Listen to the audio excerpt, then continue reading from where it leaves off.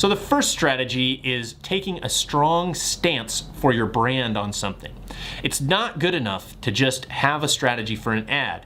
If you're the brand owner and trying to make your own ads, or an advertising agency trying to make ads, you need to make sure that you can either talk the customer into a strong stance, or if you're the brand owner, have a strong stance on something. You need to stand out from the crowd, and a mindset behind what you're trying to achieve with your ad at first is really done well if you can have a really strong stance. See, a lot of brands are concerned that if they take a strong stance on something, they might end up alienating certain customers.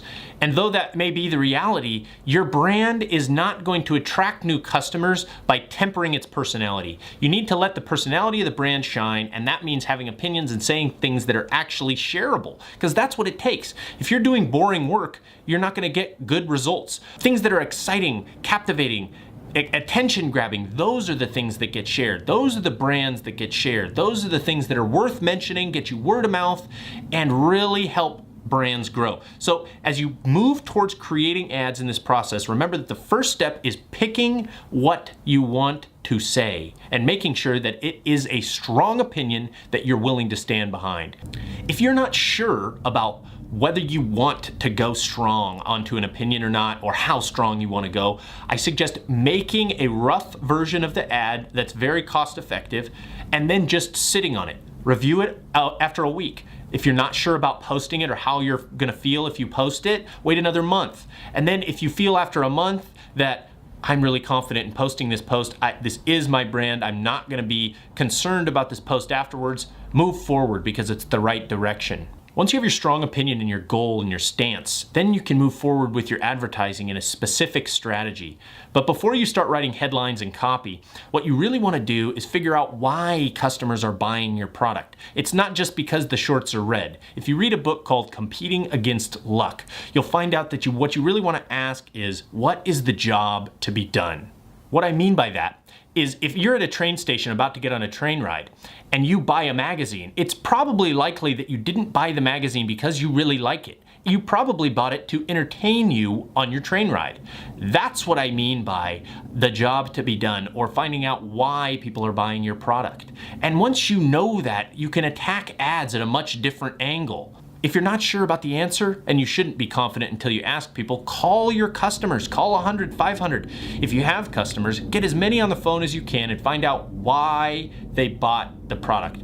Not why they bought the purple, why they bought the product. What did they want the product to do for them?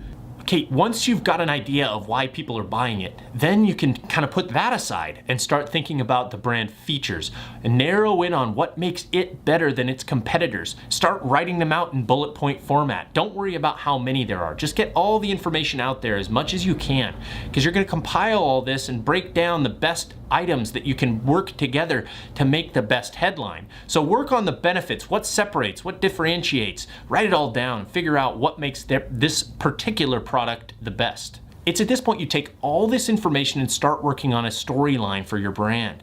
It helps customers identify the brand from others and helps them come back because they recognize the brand and appreciate it. This can only be done with a unique experience which comes from engaging in a unique way. This is what we've become so good at. You have to find a way to communicate with customers or clients that makes them feel like your brand is different from every other brand and makes them remember your brand. Even if it's not time for them to buy, they should still think about your brand all the time when they're thinking about the subject. That's the number one call you get from this customer, because they know that it's a unique, memorable experience, and hopefully, in a perfect world, they're sharing it with their friends as well. Then you get that word of mouth, which would be the ultimate goal. Okay, we've got our strategy, we've talked to customers, we've got our storytelling, we're gonna create a unique experience. Now it's time to write the headline. Not the body copy, just the headline. It's the most important part of your ad. 8 out of 10 customers will read your headline, but only 2 out of 10 will read your body copy. That makes headlines the most important thing ever. It is really like you're selling them on whether or not they should care about what you want them to look at. So headlines are the number one thing. When you start writing your copy, don't worry about how long it is. Don't worry about what words to use and what not. You're gonna rewrite the thing 150 times maybe, it doesn't matter. Just try to articulate everything that you've been planning this whole time, right? We have a whole bunch of different strategies and unique things that we're trying to apply and goals we're trying to achieve. Just get it all in an organized manner on the page, and then start writing sentences, very long sentences, run-on sentences, but make sure that the sentences get all of the information into them. And then take a step back once you write 10, 20 lines of copy and start looking at words that match up or are said frequently. Those are gonna be key terms for you to try and achieve the goals. Because remember, you have your mindset already about what you're trying to achieve, and this copy is gonna come out after you've done all this prep work. You're gonna be in your subconscious pretty ready to write something that articulates what you're trying to achieve pretty quickly. So get it out there. Once you've got a bunch of copy written, don't worry about refining it yet. You're gonna take a step back and look at all the copy you've written and think, okay, what's the angle I'm going for on this ad? Does this seem like an ad that maybe I should ask a question for, or an answered question? Or should I use social proof in the ad? Or should it be very literal and use more of the creative for it, for articulating what I'm trying to achieve? Just look at, I mean, there's a million different ways to write the ad, but take a step back and think about, okay, I think this should be a really indirect ad, and I'm gonna create a lot of mystery with this ad, and I'm gonna try and get click-throughs up, and then the landing page is gonna be really, really straightforward with the information that I provide. You know, or is it a question answered that is kind of rhetorical, as it were? People already see the answer and, okay, yeah, I do want to know more about that. Start applying different strategies for writing the copy and refining down this list of 10. Take your top 3 long-winded sentences and refine them into questions, or rephrase them as social proof, still not worrying about condensing them. Just try to get it out there in a way that is clearly articulated. Once you've got this long copy and different strategies, maybe 3 or 4 ideally, try to pick the one that other people respond to well. Ask coworkers, ask your wife, ask your significant other, a friend, put it on social media. It doesn't matter. No one's really gonna see this until it's in the ad. Ask people to vote is a great strategy, and we've done it before, it works really well. Once you have all that kind of feedback, just try to absorb it and apply it in new, fresh copy. Whether it's a question or social proof, indirect ad, whatever it is, and just focus on that. You've got long-winded copy in those strategies. Rewrite it a few more times. And then not worrying about the length of it. Just try and get the message you're trying to get across specifically correct. Once you have that, then take that really long copy and start playing with replacing 2 words with 1. You know, if you can condense and remove some of the fat from that ad, it's gonna help get it down. Because remember, we live in a 30-character world, man. You have to be inside that 30-character world to really get people's attention. So just try to trim some of the fat out of that copy and try and condense it down as much as you can. And this could take a lot of time to get right. It's not that easy, but you've got to get it down. Once you know the goal, though, for the ad copy and what you want to achieve, it's going to be a lot easier because certain words you can't lose. Or you can look up synonyms and try and replace specific words that might make the flow easier. Once you've got your perfect line of copy done, you need to rephrase it 4 times, 5 times, and load all those ads at once and create a split test. Do not just put one ad up, even if it's the perfect ad, because there's always one ad that's going to do better than others. Once you've established the direction you want to go with the headline, then it's time to move on to the creative, which is the images of the ad. Now there's a lot of different strategies that you can employ when you're going after the images. You can have the image and the headline build on each other, or they can work opposite. And a lot of the time it works best, we find, that if you have one work with the other. What that means is that if you have an indirect headline, then perhaps the creative could be more obvious. Or if the opposite is true, where the image is a little more mysterious, then the copy would be much more straightforward. That can create a good balance for viewers so they don't have to think too hard about what exactly they're looking at. If the creative happens to catch their eye, perhaps it's more mysterious and they read the headline. If the headline catches their eye, perhaps it's more mysterious and they look more at the creative. And remember, a lot of information can be left off of the ad because it can be on the landing page and they can get much more detail there. Let's talk a little bit now about what the images should actually look like. If we take a step back to when Facebook went public and they started allowing ads in the news feed because they wanted to get revenue up, there was a big influx of ads into Facebook, and it was a new experience for people to be on Facebook looking at ads because it hadn't happened before. And when they did that, there were a lot of ads that were going up that were like stock photos, Shutterstock ads. But we had a unique strategy that we employed. We put up amateurish ads that were kind of taken by a user with a point and shoot camera kind of at somebody's house or in public, situations like that. We owned the rights to all the content, but it wasn't high quality. Now at the time that had to do with the fact that we didn't have the budget to actually get high quality photos done. But what it did for us is it made people viewing the ad feel like, wait a minute, is that my friend? Do I know that person? Let me look closer, and it got their attention. The same thing is kind of true today with influencers. You can get somebody who's organically being followed by people, which in this situation isn't necessarily their friends as much, it's a person with much more influence, but they still see their posts regularly. They expect to see a post from them. So if they see them posting with their child or at a swim park, and then also posting with a stick of soap that they're advertising, it all kind of looks the same, and it has that kind of amateurish feel. This is why I always recommend adding at least 1 or 2 of those amateurish self-shot style photos into your split tests, because you just don't know if that's the type of feel that's going to resonate really well with people. A lot of the time we'll even just take pictures ourselves of myself and put it up. Depends on the brand and what their budget is and what their restrictions are, but it's a great way to just test concepts. Hey, I have an idea of me holding this thing or doing this activity. Let's put it up versus a couple other strategies and see which one does the best.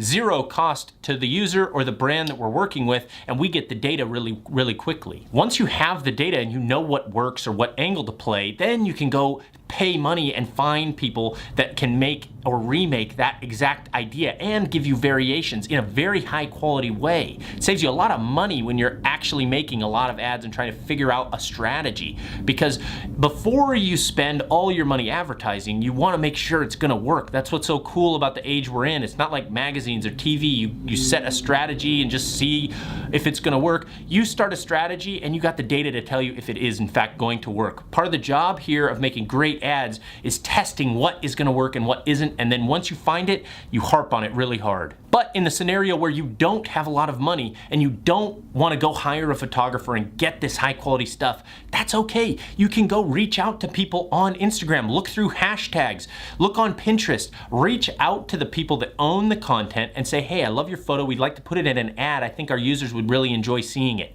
Can we buy it for $20? Yes, you can. Or if you reach out and you like their photo, but they're not wearing the right clothing, if it's like a fitness apparel line, you could reach out to them and say, hey, we'd like you to recreate this photo and sell it to us. We'll send you the clothes. You know, we really like the style. And chances of them doing that are like 100%. These people maybe don't even have followings and they're not used to getting hit up about this kind of stuff. Especially if you've got a big brand and they can see that it's reputable and someone's not trying to scam them. A certainty of closing that every time. And the same thing goes for video.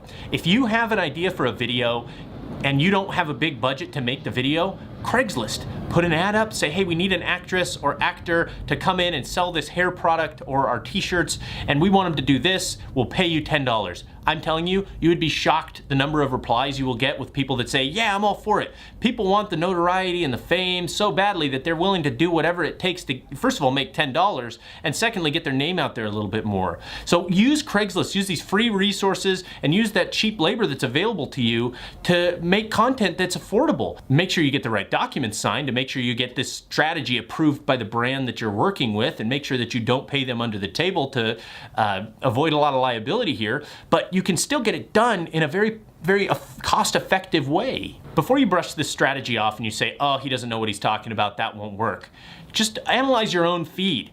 The ads that you see that are really perfect, high quality stock photos, do you sit and look at those closely and pause on those? Or do you scroll as fast as you can to get them out of your sight as fast as possible?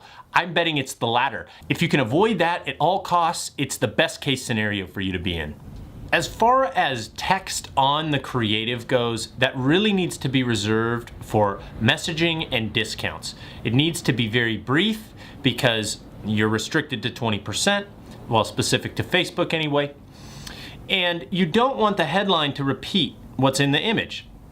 So the two should play off of each other pretty well. When you're putting text in the creative, you can ask a question really easily or have it be an indirect ad and then address it again in the headline in more detail or in a different way.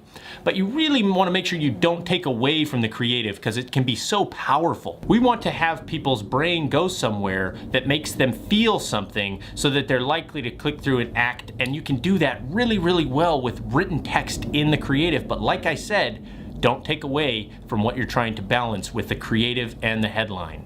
Another point to be made about images is the pop of color that's so necessary to make them succeed. You can have just a little bit of pop of color, and this is really easily applied to your products. If you own a swimsuit company and you're trying to sell your swimsuits, don't choose the black swimsuit. Choose the red one, or certainly test it at least. But as an idea of how to apply what we're talking about to your ads, be conscious of that. You spend so much time and money on your landing page, your product, and you skip on the most important part, which is the ad. Make it exciting, make it stand out, and put some color in there. If a human is in the photo, you want to make sure that you test angles of the face. It can be very, very successful to have a human look straight onto the camera in a photo versus to the side. But you have to make sure that you test it, and it depends on the product. In some tests we've found that if we have a person in an ad looking directly at the camera in the ad, and then on the landing page we have them looking to the side, the time on page is much higher. For some reason they must see the same person in the landing page and say, ooh, they're not looking at me now, I'm gonna go ahead and read this. I don't know why, but it happens because we've tested it, we know. I can't tell you which strategy is gonna work better, this way or this way, but I do know that there will be a difference in the way that those ads perform, and if you don't test it, you could be leaving money on the table. This strategy can be applied to many different products and services.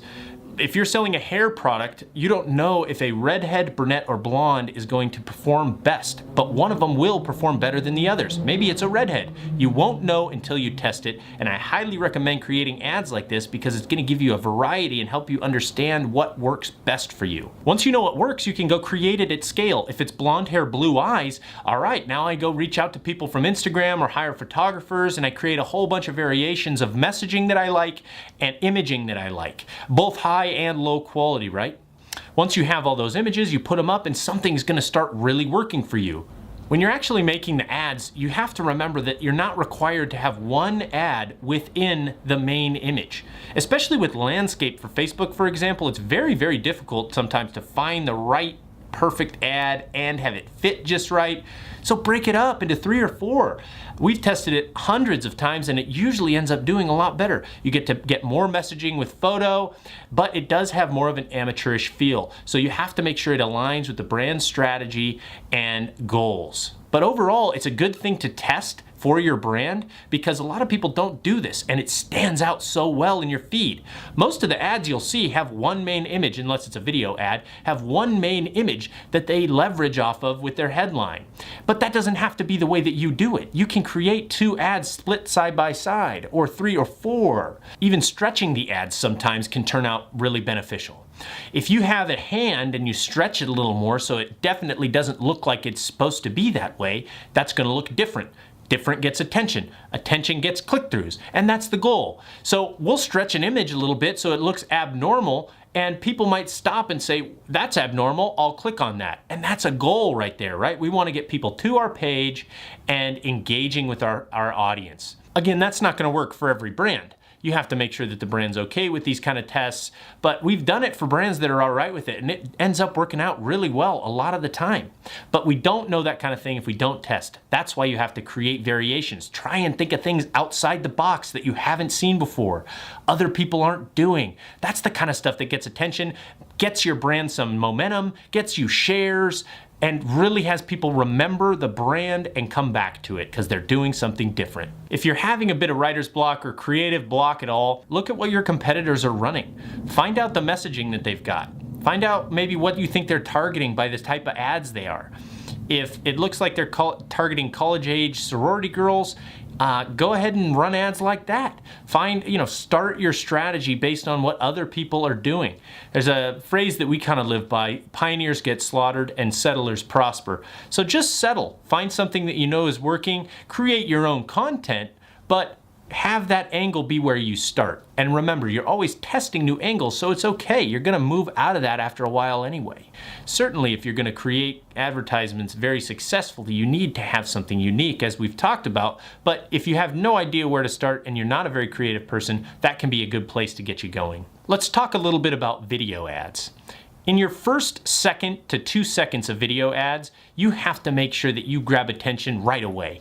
You don't have time to waste. People are scrolling so quickly, and if they see a video, they might not even be interested at all at pausing. So you want to make sure you get attention right away in that first second. And it needs to be fast. You need to rotate a picture, have a graphic that slides in and out, change some text really fast and get that attention, and then boom, hit them with the ad afterwards. Now this is just an example of the type of ad that I like to run with video because it gets organic native attention and people immediately stop scrolling to watch what's happening, and then bam, you hit them with the ad. But it's on topic. It is on brand. So it makes sense to people and they're not taken away from what they're actually looking at. And it can get people talking, it can get people sharing, and it can get people engaging. When you're done creating the ad, take a step back, take a day off, take a day away from it, come back to it, watch it with fresh eyes, and ask yourself, would I stop scrolling and watch this ad? If the answer is yes, put that ad up and it's gonna do well. If the answer is no, it's probably not in the right tone for your brand, and it's probably not done as well as it could be. So don't put it up and try again. If you're having influencers create ads for you, make sure that you let them do what they do. You need to pick the right influencers. If a lifestyle influencer is the right type of influencer, or a travel influencer, or a photography influencer, make sure that you choose an influencer that makes ads the way that you want your ads made and let them take care of it. These people are weaving a story in their feed, especially with stories and IGTV coming out as an example. They can't come out of nowhere with some random ad that doesn't really seem organic to their followers. It's gonna fall flat, it's not gonna tie into their theme, and it's not gonna perform well. So let them do what they do. Now, I'm not saying you let influencers run wild. You have to give them the restrictions that are so necessary. Only promote my product, post on this day, hashtag these things, link this out in your bio and stories, etc.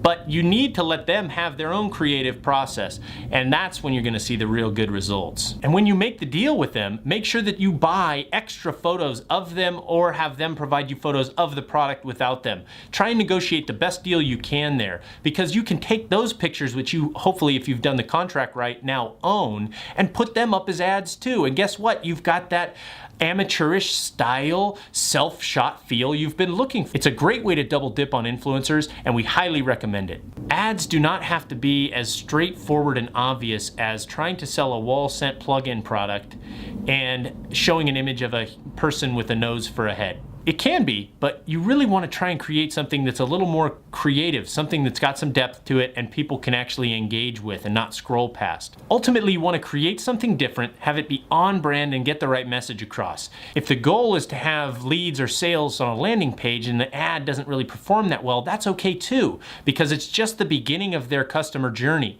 It might take 5 touch points for them to actually take that action, depending on the offer. And even if it doesn't get the conversion that you're looking for, the CPA, CPL, whatever it might be, the first time, that's okay too, because now you've got them pixeled and you can remarket them as well with a different ad, with a new idea that might speak to that person or that targeted audience a little bit more effectively. So all is not lost, especially in today's world. It's not like television magazines. You get to track everything and you get to reapproach these people too. When you talk about targeting your ads and what analytical metrics and detailed information is important, you have to focus on learning your customer avatar, as it's called. You need to know if it's a 35-year-old male that likes to mountain bike, microbrew beers, and enjoys baseball. You know, those are the kind of things that you really have got to start figuring out about your audience, so you know how to target this messaging and perhaps have a good idea of what these people might like to see. You can learn all this information with the different types of ad campaigns that you run, but only if you really start doing targeted ad campaigns. So now we have a good strategy for our ads, and it's time to start looking at what information is really relevant when you're analyzing which ads need to stay and which ads need to go. and what metrics people really should be looking at. What is the important information that CFOs would want to know, business owners really want to know? It's much more complicated than just looking at the cost of clicks or the click-through. So if we have 6 different platforms, there's tools that you can use called ETLs, which essentially take all the data and aggregate it so you can look at it in a clean way. I'm not going to talk about that right now. There's business analysis tools that you can use as well, like statistical modeling, that find the most relevant information of all the data that you have, bringing it to the forefront, making decisions a little bit more easy. That's not really what we're going to be looking at either. Much more complicated. I want to talk about specific marketing technologies like Google Analytics or Facebook reporting, and I want to talk about how those can relate to your CAC, which is customer acquisition cost, or LTV, the lifetime value of a customer, trying to figure out what metrics like that, aside from just CPC, you can really look at to decide if your overall strategy is working for the customer journey, because that's what's really most important, not just the first click.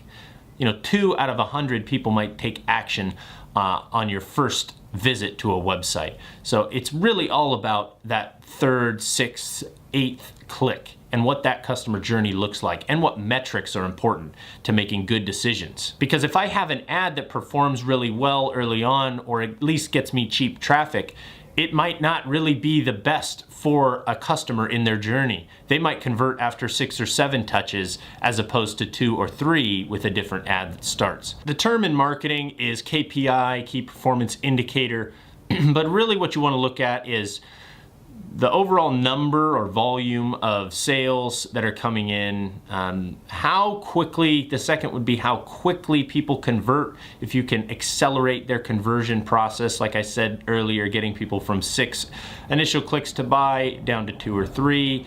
And then ultimately, if you can decrease the price sensitivity with good ads, good quality branding, and good communication, that's really the right strategy you want to be focused on. And the metrics that you want to use to do that are really important. So you need a good amount of data to be able to analyze that kind of thing. You cannot just put one ad up on Google or one ad up on Facebook, spend $1,000 and get data. That's not enough. You're only testing one angle at that product. You need to test several angles, and you certainly don't want to optimize for one angle when you're running your campaign. If I have a split test on the website and only one ad running, that's not enough information to give me a good idea of what many customers would find compelling about the offer. So make sure you have multiple ads. It's absolutely necessary that you're testing your product at multiple different angles, and you're able to aggregate that information when you're making split test decisions on the landing page. But landing page optimization is a different webinar for sure. Especially the way that Google's algorithm and Facebook's algorithm works right now. You might not start really well on a specific ad, but it could end up being the best ad in the end. You just have to let it run, and you need variations in there so you can find out which angles are working the best. Once you have that information, you really have power. But typically it's going to start really bad with Google because you have to buy all these keywords, you have to buy all this data and find out which ones don't work. So it's not wasted money when you have keywords that don't convert. It's just the way you have to buy the information. That's why if there was anything I would do in an audit, it would just be to look at what keywords have been used, which ones have not converted, what are they paying for those keywords, and how to optimize them from there. But I can't do that if you don't have enough keywords, if you don't have enough ads, if you're not playing enough angles. There's not enough information to make educated decisions. So make sure you put a lot of ads up and get a lot of data. If you're a product owner or brand owner or marketing agency, they're looking at ads very differently. A brand owner is going to look at net profit because they don't really care about how your ROI is on your ads. And an agency is probably going to look at it more towards, hey, we got you 80% ROI on your ads. That's really not the right mindset to have if you're working with a brand, and if you are a brand, you're looking at the right information if you're looking at net. Net profit is after all expenses, and that's really a very important metric. Using gross profit is beneficial when you're talking about performance of ads and can make you look like you're doing your job as a marketer, but no one really cares about that compared to net. Because if I can't make net profit on my ads, I'm not gonna make it long-term in business. So the real focus is net. Now you can remarket and bring in customers multiple times, and now we're talking about lifetime value, but ultimately at its core, you need to be looking at net profit on ads, not gross. So if you are working for a client, make sure you find out their product cost best you can. Make sure you understand where their head's at in terms of scale. Make sure you find out what their goals are. So if you're working with a brand or you're a brand owner, try and focus on net and look at the numbers, because if it doesn't, just because you're making good return on ad spend, it doesn't mean that you're actually making money. You could still be losing money. And what's the point of looking at metrics that could potentially be losing you money? And coming from a DR background, which is direct response, I have it always top of mind that you're making money as opposed to breaking even or losing money, because investing in customers and customer reviews is important, but that doesn't have to be done at scale.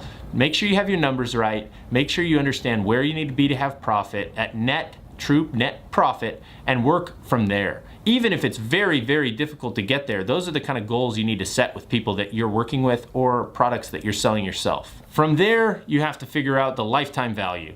How long are customers staying with my company? If it's a subscription box that delivers socks to your door every month, or if it's some sort of SaaS software product that you can buy and pay for every month, how long are people on? Generally, maybe 9 months, let's say. The lifetime value of that customer is much higher.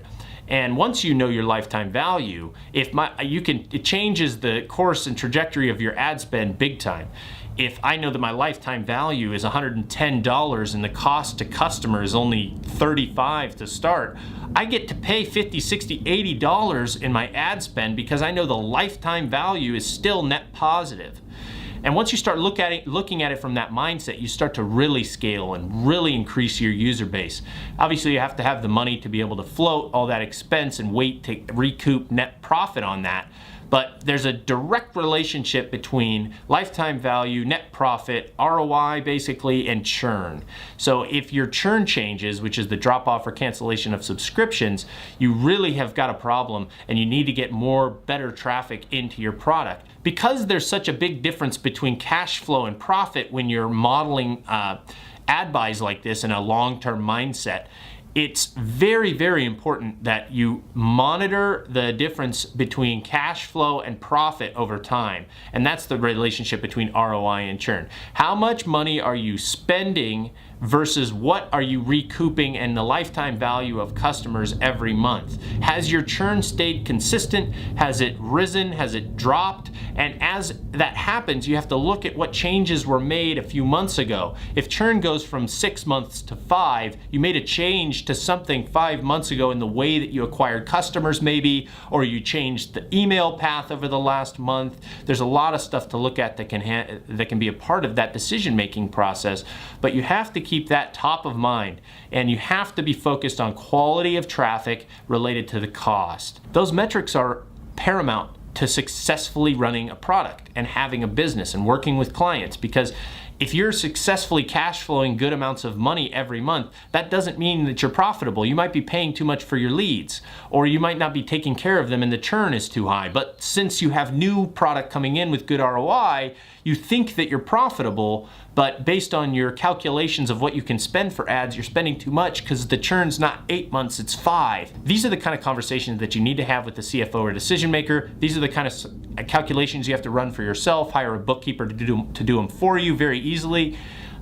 Just make sure you know the information, and then you can make decisions about how to run your traffic and how much to spend and when to scale and what's working and what isn't. And like I said, not all these metrics that I'm talking about are going to be easily readable in Facebook reports. But if you talk about this kind of stuff to product owners, or talking to product owners, let's say you are one, it's going to be appreciated. How to learn the relationship between ad spend and the overall profitability of the company. Because really, marketing, even if it's outsourced, is not really outsourced. There's still a very big part of the company. Marketing is the salesmen serve growth. They don't cause it. Marketing causes growth.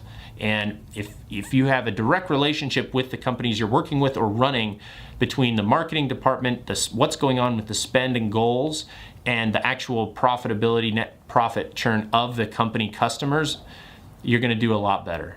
Different acronyms that are thrown around a lot in the industry: CPM, CPC, CPA, CAC. What are the difference? CPM is cost per thousand. If you're buying 1,000 impressions, this is what it costs. CPC is just your cost per click on an ad. CPA is your cost per acquisition, or a action as it were. And the CAC is customer acquisition cost.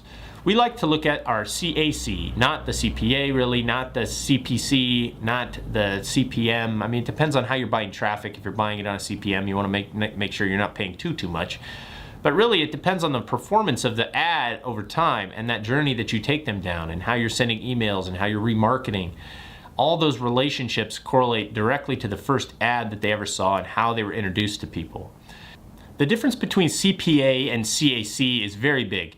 A lot of people look at CPA as their cost per acquisition, but it's not really. It's just acquiring the customers something, like a trial or a lead. Some people might call it a CPL, but it's really just a CPA. It's cost per acquisition. What information are you acquiring from them?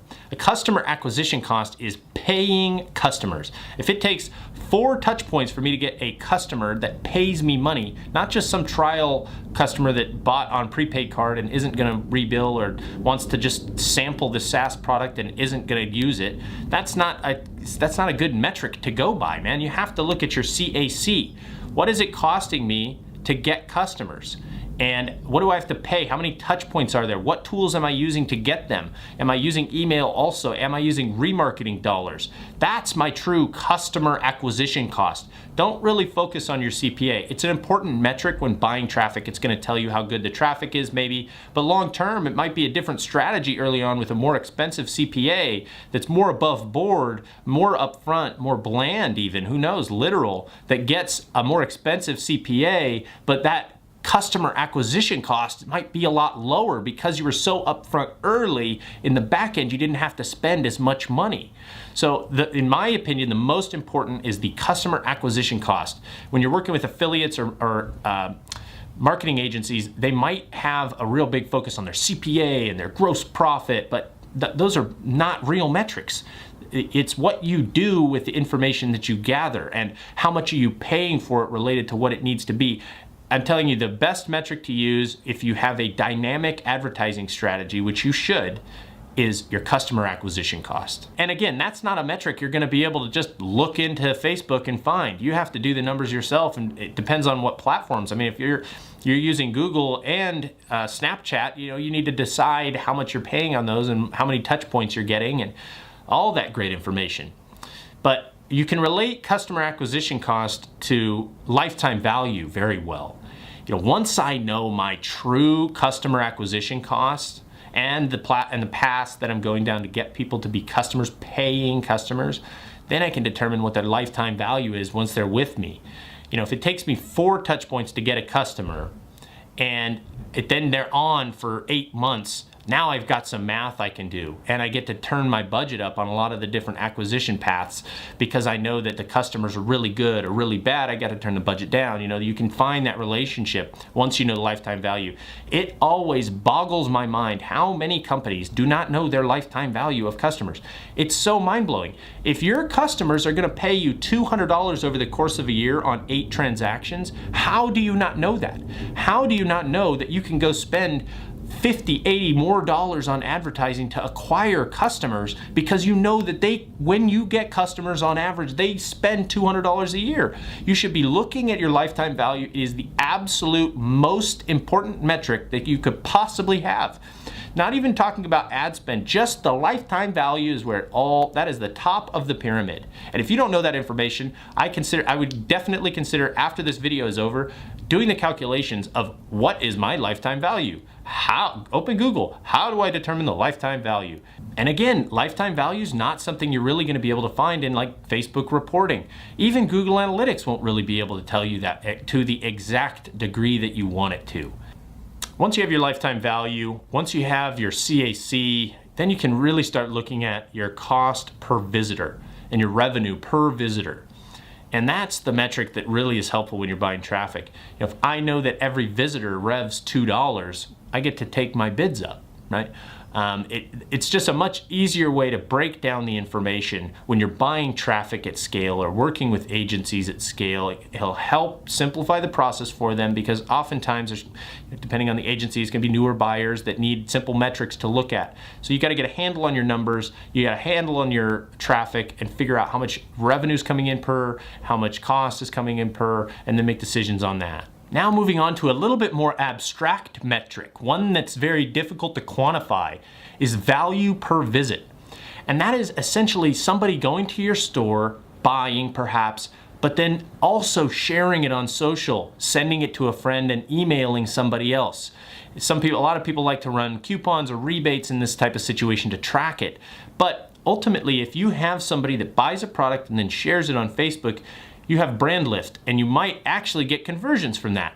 A lot of the time what we do in this situation, if we see something happen, we will assign a metric to that social share, or the value basically that's been put out into the world by somebody else, and then upload it to our reporting platforms so that there is a tangible number associated with it. A lot of performance marketing is tied around income in, income out. So we have to have some sort of metric and value that we assign to a customer visit like this. So we typically assign a value which is typically agreed upon with the brand, or assigned by us if it's an internal product. And then we upload that to our reporting so we know, wow, there was a really big value per visit this month. Perhaps it was X product, or perhaps it was the strategy that we did for marketing like this, or we can determine and kind of reverse engineer what it is that maybe helped us get that value per visit up. But that metric is really fun to work with, because if you're getting really high engagement in a social community or really great feedback somewhere else, you can assign value to this reaction and pump more money in that direction, which essentially is going to only increase your value per visit. Again, a very unique metric that's very difficult to quantify it, but I'm telling you, it's one of the most valuable things you can look at. You know, we love advertising. Obviously, I could talk about this all day long. I love the metrics and data I get to look at all day. I love the creative side of making really good ads and the joy of having ads succeed, strategies that are dynamic across many channels succeed because we set up the infrastructure, the architecture of this whole strategy. I've shared a little bit about that with you today, giving you hopefully some good tips, and you got something out of this video. Hi, I'm Bobby Dietz with Attention Agency. Thanks for watching this video. Make sure you hit the follow button. We're putting out educational videos like this every week. If you'd like something custom tailored to your company or brand, you can click the link below and we'll do a free audit of all your digital marketing campaigns. Thanks for paying attention.